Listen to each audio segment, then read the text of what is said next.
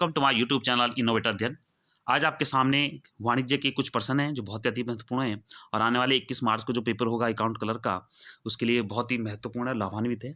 तो one by one question करेंगे और वीडियो अंत तक देखें, वॉच करें टिल द एंड और लाइक करें, सब्सक्राइब करें, कमेंट करें। तो लेते हैं वन बाय वन क्वेश्चन, बहुत ही इंपॉर्टेंट प्रश्न नहीं है।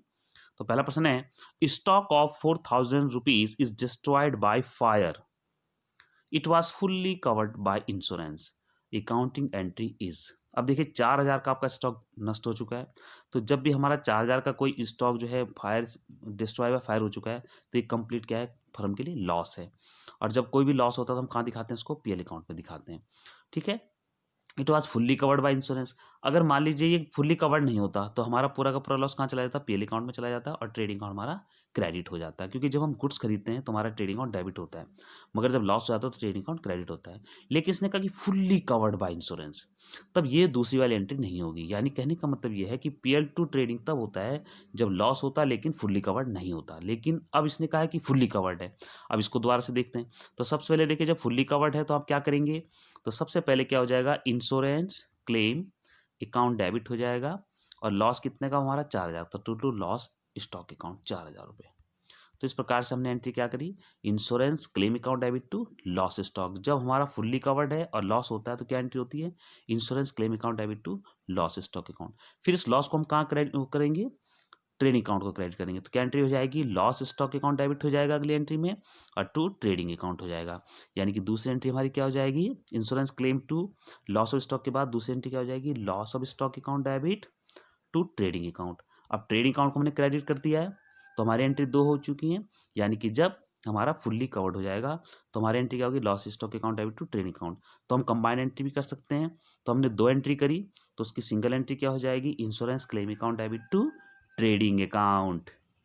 ठीक है, तो जो हमने insurance claim account debit to loss करा था तो लॉस हमारा क्रेडिट था। दूसरी एंट्री में जब लॉस को हमने ट्रेडिंग अकाउंट में ट्रांसफर किया तो loss stock account to trading हो गया। तो पहली एंट्री में लॉस क्रेडिट था और दूसरी एंट्री में जब हमने ट्रांसफर किया ट्रेडिंग अकाउंट में तो वो डेबिट था।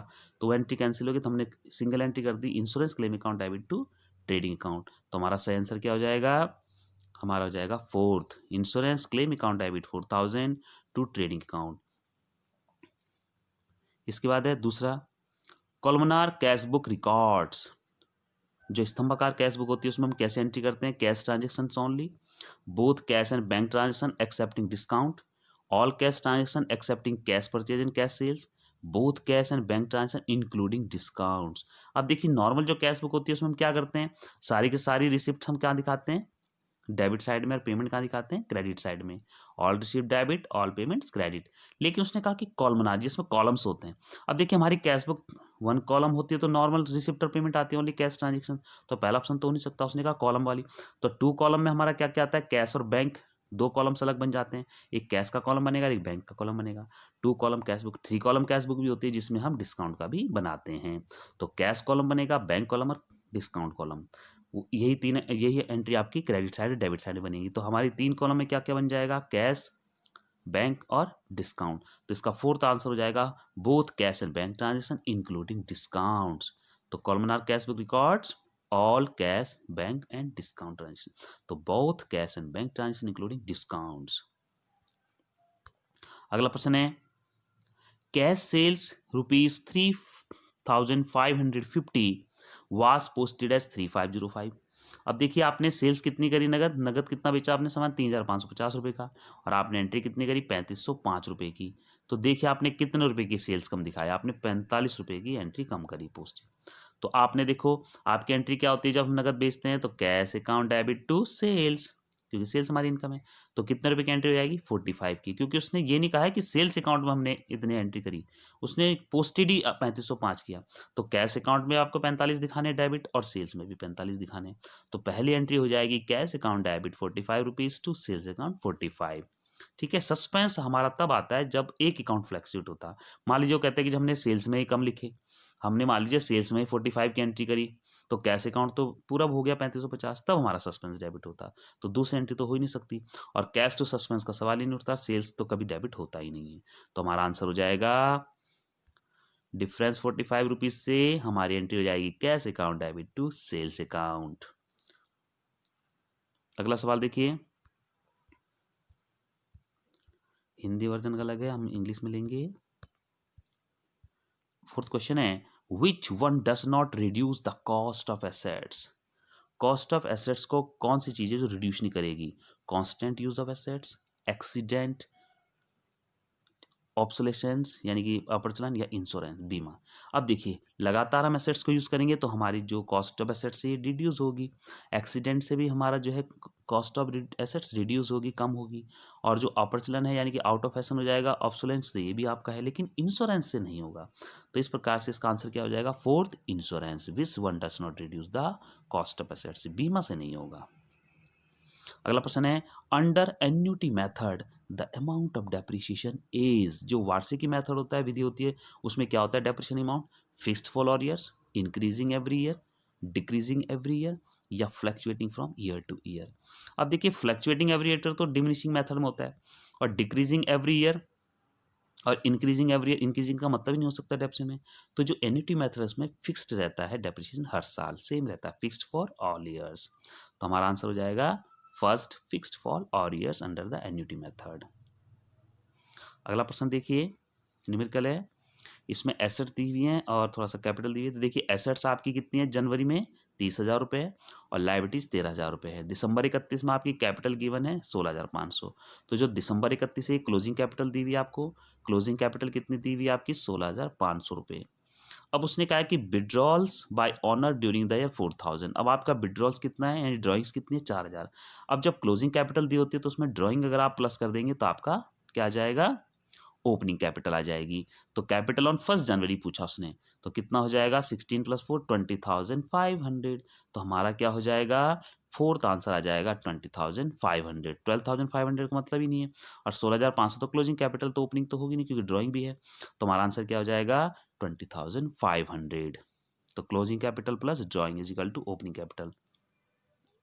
अगला प्रश्न देखिए, which of the following is correct. अब इसमें से सही बताना आपने जी, करेक्ट क्या है? Cost of good sold plus closing minus opening is equal to purchase, cost of good sold minus closing plus opening is equal to purchase, या opening stock plus closing stock minus cost of good sold is equal to purchase, या closing stock minus cost of good sold plus opening is equal to purchase. अब देखिए इसका formula क्या होता है? Opening stock cost of good sold का formula क्या होता है? Opening stock plus purchase minus closing stock. अब कॉस्ट ऑफ गुड सोल्ड का फार्मूला क्या होता है? Opening stock plus purchase minus closing stock. अब मान लीजिए उन्होंने कॉस्ट ऑफ गुड सोल्ड दे दिया, तो कॉस्ट ऑफ गुड सोल्ड में अगर हम क्लोजिंग स्टॉक जोड़ दें तो हमारा इक्वल हो जाएगा ओपनिंग और परचेज के। तो हमारा क्या हो जाएगा answer? First, cost of good sold plus closing stock minus opening is equal to purchase, क्योंकि हम कॉस्ट ऑफ गुड सोल्ड में जब हम क्लोजिंग जोड़ेंगे तो हमारा इक्वल हो जाएगा ओपनिंग प्लस परचेज। तो opening stock plus purchase equal to cost of good sold plus closing stock. तो पहला आंसर हो जाएगा COGS plus closing stock minus opening is equal to purchase. अगला प्रश्न देखिए, interest earn but not received. अब आपने इंटरेस्ट को अर्न किया है लेकिन मिला ही नहीं है। अब देखिए ये क्या होता है? उपार्जित बोलते हैं इसको। क्या बोलते हैं? उपार्जित। अब क्या होता है उपार्जित? देखिए मान लीजिए आपने कोई काम किया लेकिन आपको इनकम तो आपने अर्न कर ली लेकिन मिला ही नहीं है, तो इससे क्या होगा? ये आपकी एसेट्स क्रिएट हो गई, क्योंकि भविष्य में आपको मिलेगी। मान लीजिए जिसने कोई काम किया और काम करने के बदले काम तो कर दिया लेकिन मिला ही नहीं, तो आपने तो एसेट्स क्रिएट कर दी ना अपनी। तो ये क्या हो जाएगा? Accrued assets, accrued liability, prepaid expenses, या अनअर्न्ड मनी। तो आपका क्या हो जाएगा? Accrued assets. तो आंसर क्या हो जाएगा? कोई चीज़ हम कमा लेते हैं लेकिन मिलती नहीं है तो हमारी एसेट्स हो जाती है एक्रूड एसेट्स, यानी कि उपार्जित संपत्ति। अगला प्रश्न देखिए, ये हिंदी का है, इसको रहने दीजिए, अब आगे चलते हैं इंग्लिश में। यस, तो 9वां क्वेश्चन है, if profits are 1/4 of cost what is the share of profit in sales. अब देखिए कॉस्ट और सेल्स का थोड़ा सा देखिए क्या होता है। मान लीजिए कॉस्ट क्या रखी हमने? 100 रुपये रखी। मान लीजिए किसी वस्तु को बनाने में 100 रुपये लगे लागत, और हमने जो है उसका कितना बोला उसने बोला कि 1/4 ऑफ कॉस्ट है। तो इस 1/4 कितना हो जाएगा कॉस्ट का? यानी कि 1/4 कितना हो जाएगा 100 का? 25 रुपये हो जाएगा। अब हम 25 रुपये क्या कर रहे हैं? प्रॉफिट कमा रहे हैं 100 रुपये पे। उसने कहा जी सेल्स पे कितना कमाएंगे? अब सीधी सी बात है, जब 100 रुपये हमारी कॉस्ट है और 25 रुपये हम कमा रहे हैं प्रॉफिट के, तो सेल्स कितनी हो जाएगी? 125 हो जाएगी। जब 125 सेल्स हो जाएगी तो वो कह रहा है वो 125 का कितने % होगा? तो share of profit on sales, तो 25 रुपये प्रॉफिट है और सेल्स कितनी है? 125। तो 100 पे कितना हो जाएगा, तो इसका मतलब सेल्स पे कितना हो जाएगा, 25 एकम 25, 25 में 125 और 100 को 5 से डिवाइड करेंगे 20, यानी कि जो चीज़ कॉस्ट पे 1/4 होगी वो सेल्स पे कितनी निकल रही है, 20%। और 20% को हम कैसे निकालेंगे डेसिमल में, 20/100, यानी कि 20 1 जा 20, 25 जा 100, तो 1/5 इज करेक्ट आंसर। अगला प्रश्न देखिए, the main object of the average clause is to, ये इंश्योरेंस से लिया गया इन्होंने, थोड़ा सा देख लीजिए। The main object of the average clause is encourage comprehensive insurance, discourage under insurance, discourage full insurance या एनक्रेज अंडर इंश्योरेंस। तो इसका सही आंसर है second, discourage under insurance. Insurance company क्या करती है, डिस्क्रेज अंडर इंश्योरेंस, तो ये सही आंसर आ गया। इसके बाद अगला प्रश्न है, which one is not accounting concept. Accounting concept कौन सा नहीं है, एंटिटी कंसेप्ट है, द गोइंग कंसर्न कंसेप्ट है, सिस्टम कंसेप्ट है या ड्यूअल एक्सेप्ट कंसेप्ट है। अब देखिए वन बाय वन देखते हैं। सबसे पहले इन्होंने दिया है द एंटिटी कंसेप्ट, ये तो बिल्कुल अकाउंटिंग कंसेप्ट है। इस कंसेप्ट के अकॉर्डिंग जो बिजनेस है और जो ऑनर होता है वो सेपरेट होते हैं, यानी कि बिजनेस की जो एंटिटी होती है वो लॉन्ग टाइम के लिए होती है, ऑनर्स तो आते रहते हैं जाते रहते हैं, तो ये सेपरेट होते हैं दोनों। Owners is separate from business, business separate from owner. सारी ट्रांजेक्शन किसके अकॉर्डिंग होंगे, ऑनर्स के अकॉर्डिंग तो नहीं होंगी, वो तो बिजनेस फर्म के अकॉर्डिंग होगी। तो बिजनेस एंटिटी कंसेप्ट बोलते हैं इसको। तो the entity concept is the accounting concept, most important. दूसरा है द गोइंग कंसर्न कंसेप्ट, ये भी बिल्कुल सही है, क्योंकि जो आपके ऑनर से वो आते रहते हैं जाते रहते हैं, लेकिन बिजनेस तो लॉन्ग टाइम चलता है, तो हम ये मान के चलते हैं कि भविष्य हमारा बिजनेस चलता रहेगा लॉन्ग टाइम के लिए, तो इसे कहते हैं गोइंग कंसर्न कंसेप्ट, ये भी सही है। चौथा है the dual aspect concept, business में जो भी ट्रांजेक्शन होंगी हर ट्रांजेक्शन के लिए दो अकाउंट इफेक्ट होंगे। मान लीजिए हमने राम को सामान बेचा, तो सेल्स अकाउंट भी आएगा तो राम के अकाउंट भी आएगा, तो एक ट्रांजेक्शन से हमने दो अकाउंटों में इफेक्ट पड़ेगा, तो ये ड्यूअल कंसेप्ट भी सही है। लेकिन इसमें सिस्टम कंसेप्ट कुछ नहीं होता है, ये एक सिस्टम हमने, ये कंसेप्ट नहीं होता है अकाउंट में, तो हमारा आंसर क्या हो जाएगा, third, system concept is not accounting concept. अगला प्रश्न देखिए 12वां, with reference to consequential loss claim, consequential loss claim which is the correct formula of calculating percentage of gross profit on sales। अब सीधा लिखा होता है कि ग्रॉस प्रॉफिट ऑन सेल्स का फार्मूला बताओ, तो जीपी अपॉन टोटल से इनटू 100 कर देते हैं नॉर्मली, लेकिन उसने कहा कॉन्सिक्वेंशियल लॉस क्लेम। अब देखिए कॉन्सिक्वेंशियल लॉस क्या होता है, मान लीजिए कोई अपनी दुकान चला रहा है, उसमें उसने फिक्स एसेट्स भी, फर्नीचर भी रखा हुआ है, ठीक है, टेबल्स भी रखी हुई है, कंप्यूटर्स भी रखा हुआ है और थोड़ा उसका सामान भी रखा हुआ है। अब मान लीजिए उसमें आग लग गई, आग लगने के कारण उसका जो है कुछ फिक्स एसेट्स जल गई, कुछ उसका सामान जल गया। अब जब वो दोबारा जो है उस तारीख से जो कुछ दिनों बाद जो है, जब वो ठीक ठाक पोजीशन में आ जाएगा तो फिर अपना काम शुरू करेगा, तो उसका प्रॉफिट वैसे नहीं होगा जैसे पहले हो रहा था, तो उसको लॉस ऑफ प्रॉफिट होगा। यानी कि प्रॉफिट मान लो पहले कमा रहा था 20,000, तो उसको थोड़ा सा हो सकता है नुकसान हो जाए तो 12,000 ही कमाए, तो उसको लॉस ऑफ प्रॉफिट हो जाता है, तो इसे बोलते हैं कॉन्सिक्वेंशियल लॉस क्लेम। तो वो क्लेम करेगा तो उसको कॉन्सिक्वेंशियल लॉस क्लेम बोलते हैं। तो वो इसका फार्मूला क्या है, जीपी ऑन सेल्स, तो उसका फार्मूला होता है कि जितना आपका लॉस हुआ स्टॉक का, वो प्लस जितना आपने क्या किया, जितना आपने खर्चे वगैरह किया, इंश्योर्ड स्टैंडिंग चार्जेस किया इस दौरान, तो last year profit before net tax, और जितना आपने स्टैंडिंग चार्जेस किया, जैसे आपने सैलरी भी दी होगी किसी काम करने वाले को, जिसको काम पे रखा होगा, वेज लेबर चार्जेस दिया होगा, कुछ एडवर्टाइजमेंट खर्चा किया होगा, अदर खर्चे किए होंगे, तो वो सारे जुड़ेंगे। और upon total sales of last year, पिछले साल की कितनी सेल्स थी आग लगने से पहले, तो लास्ट ईयर ना net profit before tax plus insured standing charges और upon total sales of last year into 100, तो आपका आंसर हो जाएगा थर्ड। ठीक है, बहुत ही अच्छा सवाल था ये।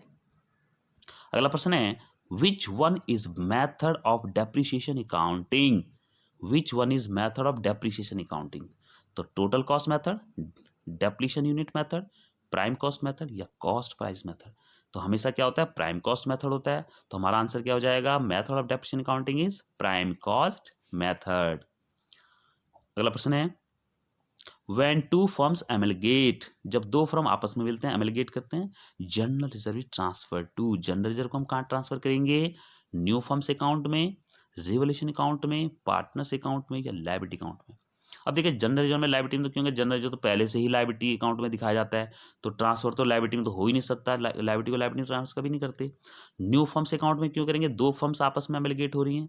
रिवोल्यूशन अकाउंट तब होता है जब हम एडमिशन करते हैं, रिटायरमेंट होता है पार्टनर्स का, लेकिन इसमें पार्टनर्स अकाउंट आ जाएगा, तो आपका क्या हो जाएगा answer, partners account, general reserve transfer to partners account. अगला प्रश्न है,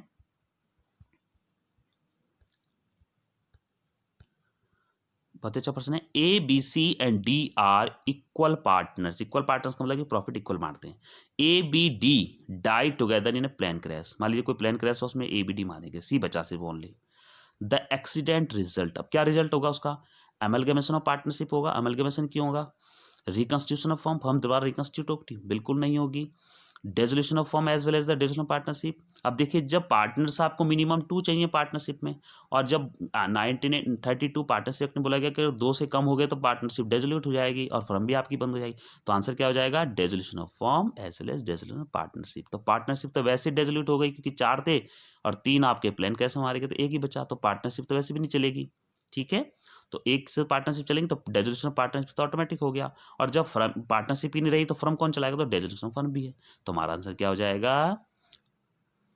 dissolution of firm as well as dissolution of partnership. तो इसका सही आंसर हो जाएगा तीसरा। अगला प्रश्न है आउटस्टैंडिंग एक्सपेंसेस अकाउंट इज। अब आउटस्टैंडिंग एक्सपेंसेस क्या है? देखिए, नॉर्मल एक्सपेंसेस नॉमिनल अकाउंट होते हैं। जितने भी हमारे खर्चे होते हैं हम वो कहाँ दिखाते हैं? नामांकन खाता में दिखाते हैं, किसमें? नॉमिनल में। लेकिन जब एक्सपेंसेस से पहले कोई प्रीफिक्स सफिक्स लग जाता है, जैसे प्रीपेड, आउटस्टैंडिंग, एक्रूड, तो वो सब चला जाता है पर्सनल अकाउंट में। तो हमारा क्या हो जाएगा? Outstanding account is personal account. अगला प्रश्न है इफ स्टोर्स मार्कअप इज 25%। बहुत अच्छा प्रश्न है। If stores markup is 25%, the margin must be. अब देखो, मार्कअप क्या होता है? मान लीजिए कि हमने कोई चीज़, मान लीजिए 100 रुपये की बनाई, हमने उसमें 25% एक्स्ट्रा शो कर दिया। ठीक है, तो कितना दिखा दिया? प्राइस 125 दिखा दिया जी। तो उसने कहा कि जी मार्कअप क्या होता है? उसने कहा मार्जिन कितना होगा? तो मार्जिन हमारा 25 रुपये हो गया। तो वो कह रहा कितना परसेंट होगा इसका? तो उसने कहा 25%, 125 का कितना है? मार्जिन हमेशा किस पे निकलती है? सेल्स पे। ठीक है, मार्कअप हमेशा कॉस्ट पे निकलती है। तो अब देखिए, हमारे 25/125 गुना 100 कर दीजिए, तो 25×125 और 100 को 5 से डिवाइड करेंगे तो 20%। तो जो मार्कअप 25% है, मार्जिन 20% होगा। तो markup is the on the cost, margin on sales. तो जब वही चीज़ है, जैसे कॉस्ट पे 25% है तो सेल्स पे कितनी होगी? 20%। तो हमारा आंसर हो जाएगा 20%। अगला प्रश्न है the term marshalling is used in case of trading account, profit and loss account, balance sheet या मैन्युफैक्चरिंग अकाउंट। देखिए, मार्शलिंग होती क्या है? देखिए, हर कंपनी की अपनी बैलेंस शीट बनती है। उस कंपनी की बैलेंस शीट में लायबिलिटी में सारी लायबिलिटीज दी जाती हैं, कितनी उसकी current liability, non current liability, कितनी इक्विटी है और एसेट्स कितनी है। तो वो फाइनेंशियल पोजीशन शो करती है। और फाइनेंशियल पोजीशन शो करने के लिए हम बैलेंस शीट में एक तरीके से लिखते हैं एसेट्स को, जैसे करंट एसेट्स सारी लिखेंगे, debtors, stock, etcetera.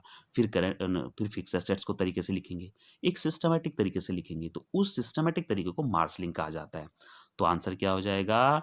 Marshalling is used in case of balance sheet. अगला प्रश्न है a cheque return by bank marked NSF। कोई भी बैंक जब किसी चेक को रिटर्न करती है तो उसमें लिख देती है NSF। अब देखो, NSF क्या होता है? Non sufficient fund. मान लीजिए किसी के अकाउंट में 10,000 रुपये हैं, उसने 12,000 का चेक लिख दिया, उसे लगा कि शायद मेरे अकाउंट में ज़्यादा पैसे होंगे। चेक लेने वाले का उसे जो है फर्स्ट टाइम मना कर दिया कि NSF लिख दिया कि भाई पैसे तो है ही नहीं, तो उसके ऊपर लिखा जाएगा NSF, नॉट सफिशिएंट फंड। तो 2,000 तो एक्स्ट्रा लिख दिया आपने, चेक में है 10,000, तो पेमेंट थोड़ी नहीं होगा। तो बैंक वहाँ पर क्या करेगी? लिख देगी। तो देखिए, इसमें ऑप्शन क्या क्या दे रखे हैं? Bank can not verify your identity, नहीं ऐसा नहीं हो सकता। There are not sufficient fund in account, cheque has been forge, या cheque can not be crossed being illegal. अब देखो, चेक इलीगल होता है, NSF लिखेगा ही नहीं, क्योंकि नॉट सफिशिएंट अमाउंट का क्या होता है? जब अकाउंट में पैसा ही नहीं है। तो there are not sufficient fund in your account. तो आंसर हो जाएगा सेकंड। अगला प्रश्न है the decision of Garner versus Murray was given in. अब देखिए, बहुत ही अच्छा था ये, बहुत अच्छा केस था ये, 1903 का केस है। Garner Murray was given. देखिए, गार्नर, मर्रे और विकिंस, ये 3 पार्टनर्स थे। अब इन्होंने क्या किया कि जो ये प्राइवेट के साथ इन्होंने क्या करा, इंग्लैंड में क्लॉथ का व्यापार शुरू किया। तो 1903 में क्या हुआ, जो विकिंस थे ये इनका दिवालिया हो गया। इनके पास जो है कुछ नहीं निकला, ये दिवालिया हो गया इनका। जब दिवालिया हो गया तो जो भी लॉस क्रिएट हुई, तो प्रॉब्लम आ गई गार्नर और मर्रे के बीच में कि कैसे लॉस को बांटेंगे। तो जब लॉस को नहीं बांटने का जब मुकदमा चला, तो 1904 में जो है जोस नामक की जो जज था, उसने फैसला सुनाया 1904 में। उन्होंने कहा कि हम क्या करेंगे, जितना भी लॉस विकिंस के कारण हुआ है, पूंजी का लॉस, जो भी डेफिशिएंसी है, जो भी कमी है, वो कैपिटल रेशो में आपकी होगी। जो भी कैपिटल गार्नर और मर्रे ने लगाई है, उनके आपस में जो कैपिटल का रेशो बनेगा, उसमें ये मुकदमा सॉल्व होगा। तो कैपिटल रेशो में डिसीजन दिया गया। तो मुकदमा तो 1903 में, अगर आएगा कि सूट कब क्या था ये मुकदमा गार्डनर मर्रे ने, तो वो 1903 होगा। लेकिन उन्होंने ये कहा है कि the decision of Gardner Murray was given. अगर डिसीजन की बात आएगी तो 1904, तो 1904 हो जाएगा। तो 1900 इसमें जो है आंसर हो जाएगा 1904। अगला प्रश्न है, who is the founder of modern accounting system? Who is the founder of modern accounting system? बर्ट बॉयली, एटली, लुई या लुकास पेशियोली? तो देखिए 1494 में लुकास पेशियोली जो कि इटली के थे, इन्होंने जो है डबल एंट्री सिस्टम यानी कि डेबिट क्रेडिट का रूल दिया था। तो आंसर क्या हो जाएगा? लुकास पेशियोली। बहुत फेमस, अच्छे हैं, फेमस थे, फादर ऑफ अकाउंट्स भी कहते हैं इनको। कॉन्टिंजेंट, अगला प्रश्न है, contingent liability is shown due to. Contingent liability is shown due to. अब कॉन्टिंजेंट लायबिलिटी क्या है? संभावित दायित्व। भविष्य में कोई भी ऐसे दायित्व आ सकते हैं, जैसे मान लो किसी ने केस कर दिया तो आपको खर्चा करना पड़ेगा। तो अभी हमें पता नहीं कि वो होगा कि नहीं होगा, संभावना है मतलब। तो अगर मान लीजिए कॉन्टिंजेंट लायबिलिटी, तो कहाँ दिखाया जाएगा, किस बेस पे दिखाया जाएगा? Convention of full disclosure, convention of conservatism, convention of materiality या ड्यूअल एक्सपेक्ट कंसेप्ट। तो ड्यूअल एक्सपेक्ट कंसेप्ट तो मतलब ही नहीं है, क्योंकि हर ट्रांजेक्शन के 2 अकाउंट इफेक्ट होंगे। तो यहाँ पर तो कॉन्टिजेंट लायबिलिटी के बारे में बताया गया है। कन्वेंशन ऑफ कंजर्वेटिज्म भी नहीं हो सकता। कंजर्वेशन का मतलब होता है कि आप अपने लॉस का जो है पहले विचार कर लीजिए, उसके बारे में थोड़ा पैसा रख लीजिए, प्रावधान कर लीजिए, और जो प्रॉफिट है उसके बारे में चिंता ना करिए। तो इसका आंसर हो जाएगा कन्वेंशन ऑफ फुल डिस्क्लोजर, क्योंकि हमारा जो अकाउंट्स में जो प्रकटीकरण किया जाता है, कोई चीज़ दिखाई जाती है तो 100% दिखाई जाएगी, तो जो संभावित दायित्व है वो भी दिखाए जाएंगे। तो आंसर क्या हो जाएगा? आंसर हो जाएगा first, convention of full disclosure. अगला प्रश्न है, which of the following is true regarding the prudence principle of accounting? Prudence principle accounting, अब देखिए जो अभी हमने पढ़ा था कन्वेंशन ऑफ कंजर्वेशन, वो यही है प्रूडेंस प्रिंसिपल ऑफ अकाउंटिंग। इसका मतलब ये होता है कि हम अपने लॉस के बारे में, फ्यूचर लॉस के बारे में पहले टेक केयर कर ले, प्रावधान कर ले, प्रोविजन कर ले। तो पहले आंसर हो जाएगा taking care of future loss. ठीक है, बैड डेट्स का नहीं होता है, फ्यूचर प्रॉफिट का तो हमने विचार ही नहीं करना है, और इन्वेंट्री का तो विचार नहीं करना है। इसके बाद अगला एक न्यूमेरिकल सवाल दिया हुआ है, a business has assets of 44,312, owner's equity 13,210, what is the amount of liability? अब देखिए लायबिलिटी कैसे निकलती है, आपकी टोटल एसेट्स दी हुई है, इसमें से अगर हम इक्विटी घटा दें तुम्हारी लायबिलिटी आ जाएगी। तो 44,312 में से घटा दीजिए 13,210, तो क्या आंसर आएगा? 31,102। 57 तो हो ही नहीं सकता, 44,000 तो एसेट्स की इक्विवेलेंट तो हो ही नहीं सकती, और 13,000 तो बहुत कम हो जाएगा, क्योंकि 30,000 ऑनर्स इक्विटी का अमाउंट है। तो पहला उत्तर हो जाएगा 31,102 अमाउंट ऑफ लायबिलिटीज। बहुत ही आसान था ये सवाल ये। अगला प्रश्न देखिए 25, एक इक्वेशन है, profit is calculated using the formula single entry system. अब देखिए सिंगल एंट्री सिस्टम में क्या है, opening capital plus drawing minus additional minus closing capital. तो इसका फार्मूला क्या होता है, ओपनिंग कैपिटल में जब हम प्रॉफिट को प्लस करेंगे प्लस एडिशनल कैपिटल को प्लस करेंगे तो क्लोजिंग कैपिटल आ जाती है। अब इन्होंने प्रॉफिट पूछा है, तो प्रॉफिट इजिकल टू क्या हो जाएगा, अगर क्लोजिंग कैपिटल दी हुई है तो क्लोजिंग कैपिटल में हम क्या प्लस कर देंगे, ड्रॉइंग प्लस कर देंगे, क्योंकि ड्रॉइंग भी दिया हुआ होगा आपका, ड्रॉइंग माइनस हो जाता है ओपनिंग कैपिटल में, तो क्लोजिंग में ड्रॉइंग प्लस हो जाएगा। तो closing capital plus drawing minus additional minus opening, तो हमारा आंसर क्या हो जाएगा, third, closing capital plus drawing minus additional capital minus opening capital. तो प्रॉफिट निकल के आ जाएगा। ठीक है, और आगे चलते हैं, कुछ प्रश्न हो रहे हैं।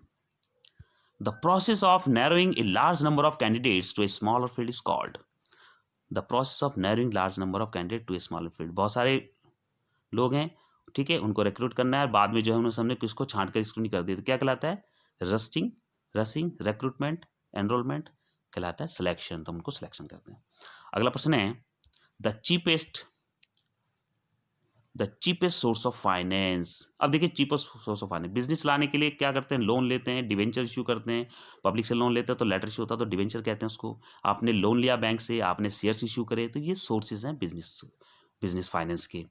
लेकिन सबसे चीपेस्ट सोर्स पूछा उसने। अब देखो एक सोर्स होता है, जैसे मान लीजिए कि आपने जो प्रॉफिट बचा हुआ है, प्रॉफिट पिछले साल का, उसमें से आपने डिविडेंड बांट दिया, सैलरी दे दी, सब कुछ दे दिया, कुछ प्रॉफिट बच गया, तो वो सबसे ज़्यादा चीपेस्ट सोर्स है। जो पैसा पहले से रखा हुआ है वो सबसे अच्छा सोर्स माना जाता है। तो डिवेंचर तो हो ही नहीं सकता, डिवेंचर तो लोन लेटर है, पब्लिक से आप लॉन्ग टर्म लोन ले रहे हैं, तो ये तो बहुत महंगा पड़ता है, इसमें इंटरेस्ट देना पड़ता है। इक्विटी शेयर तो आपका रिस्की कैपिटल है, इसमें तो आपने पैसा लगाना है। प्रेफरेंस शेयर्स इक्विटी शेयर्स के जैसा ही है, थोड़ा डिफरेंस है। Retain earning is the correct answer. तो क्या हो जाएगा, रिटेन अर्निंग्स, प्रतिधारिता, यानी कि जो प्रॉफिट में से जो डिविडेंड भी बांटने के बाद जो बच जाता है उसको बोलते हैं रिटेन अर्निंग्स, यानी कि प्रॉफिट का कुछ बच्चा आपने अनडिस्ट्रीब्यूटेड रखा हुआ है तो उसका सोर्स का यूज करना बहुत अच्छा रहता है। तो आंसर हो जाएगा the cheapest source of finance is retained earnings, प्रतिधारिताएं। अगला प्रश्न है the negotiable instruments act includes cheques, bill of exchange and, उसने कहा जी जो निगोशिएबल इंस्ट्रूमेंट एक्ट 1881 है उसमें चेक और बिल ऑफ एक्सचेंज के अलावा क्या आता है, प्रोमिसरी नोट, हुंडी, बैंक ड्राफ्ट या कस्टमरी नोट। तो देखिए बिल ऑफ एक्सचेंज, चेक और प्रोमिसरी नोट ये तीनों चीज आती हैं निगोशिएबल इंस्ट्रूमेंट एक्ट 1881 में। तो आंसर हो जाएगा प्रोमिसरी नोट। अगला प्रश्न है the payment of negotiable instrument becomes due, उसका कहने का मतलब कि अगर कोई बिल है तो वो ड्यू कब ड्यू बनेगा, ठीक है, पेमेंट के लिए। The payment of negotiable instrument becomes due, maturity पे बनेगा, आफ्टर मैच्योरिटी बनेगा, बिफोर मैच्योरिटी बनेगा या on third day of maturity बनेगा। अब देखिए एट मैच्योरिटी पे बनेगा, क्योंकि एट मैच्योरिटी इसलिए बनेगा क्योंकि जो आपका इंस्ट्रूमेंट बिल वगैरह, बिल ऑफ एक्सचेंज वगैरह होता है उसमें आपको 3 दिन का ग्रेस पीरियड मिलता है। मान लीजिए आपने 1 तारीख को मान लीजिए बिल लिखा 1 जनवरी को, तो 1 जनवरी 3 महीने का बिल है, तो 1 जनवरी के बाद 1 फरवरी 1 मार्च, तो कब पेमेंट होगा उसका, 1 जनवरी से 1 फरवरी 1 मार्च 1 अप्रैल, तो वो 4 अप्रैल को पेमेंट होगा उसका, 3 महीने बाद 3 दिन जुड़ जाएंगे उसमें। तो कहने का मतलब क्या है, 3 दिन एक्स्ट्रा मिलेंगे। तो आफ्टर मैच्योरिटी तो सही है लेकिन उसने ये क्लियर नहीं किया कि कब, तो इसका आंसर क्या हो जाएगा, on third day of maturity, third day of maturity, maturity के तीसरे दिन आपको ग्रेस पीरियड भी मिलता है, कोई छुट्टी है कोई कारण है, तो आंसर हो जाएगा on third day of maturity. अगला प्रश्न है a company is called an artificial person because, एक कंपनी जो है हमेशा क्या मानी जाती है, कृत्रिम व्यक्ति मानी जाती है, क्यों मानी जाती है, it is invisible and intangible, it can not be use in the court of law, it does not have the shape of natural person, या it exist only in contemplation of law.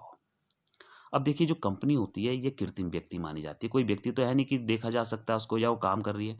Company तो कानून, created by law होती है, कानून द्वारा निर्मित होती है, तो कानून के चिंतन में होती है कि हाँ ये व्यक्ति है, कैसा है, इनविजिबल। तो आंसर क्या हो जाएगा, it exist only in contemplation of law, ये कानून के चिंतन में इसका अस्तित्व होता है। तो ये company is called artificial person. अगला प्रश्न है which is not benefit of being an entrepreneur, एक उद्यमी होने का क्या लाभ नहीं है, क्या बेनिफिट नहीं है, बीइंग योर ऑन बॉस, भाई देखो सिंगल ट्रेड आप सोल्व बिजनेस कर रहे हैं, आप इंटरप्रेन्योर हैं तो आपको तो जो है आप अपने 100% अपने बॉस हैं, कोई आपके उसमें नहीं है कि कोई टोकेगा पार्टनर की ये करो वो करो, तो आप जो अपने बॉस हैं, ये तो सही है। Being able to do work in your interest, जिसमें आप इंटरेस्टेड हो आप काम करेंगे, बिल्कुल आप अकेले हैं तो आप जो काम इच्छा है आप वो बिजनेस करेंगे। तीसरा है setbacks for which you are solely possible, या अर्निंग लार्ज प्रॉफिट। अब देखिए लार्ज प्रॉफिट तो आपका अकेला ही है क्योंकि आप अकेले हैं तो 100% प्रॉफिट आपका, लॉस है तो आपका, लेकिन यहाँ पर प्रॉफिट है तो आपका। अब इसका आंसर हो जाएगा तीसरा, setbacks for which you are solely responsible. अब देखो जो चीज़ आप गलत करेंगे तो 100% रेस्पॉन्सिबल आप बनेंगे, अकेला आपकी जिम्मेदारी बनेगी, तो ये ड्रॉबैक है, ये प्रॉफिट नहीं है। उसने पूछा विच इज नॉट बेनिफिट, तो क्या हो जाएगा, तीसरा आंसर हो जाएगा कि जो भी हम लॉस करेंगे, जो भी हमारी जिम्मेदारी होंगी हमारी अपनी होंगी, तो ये एक तरह से क्या हो जाएगा, setbacks for which you are solely responsible, आप अकेले जिम्मेदार होंगे जो आप करेंगे, तो ये इसका बेनिफिट नहीं है एंटरप्रेन्योर उद्यमी का। तो ये थे 31%।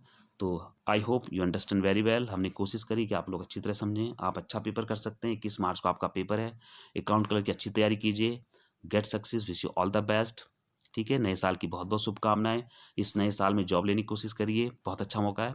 थैंक्स।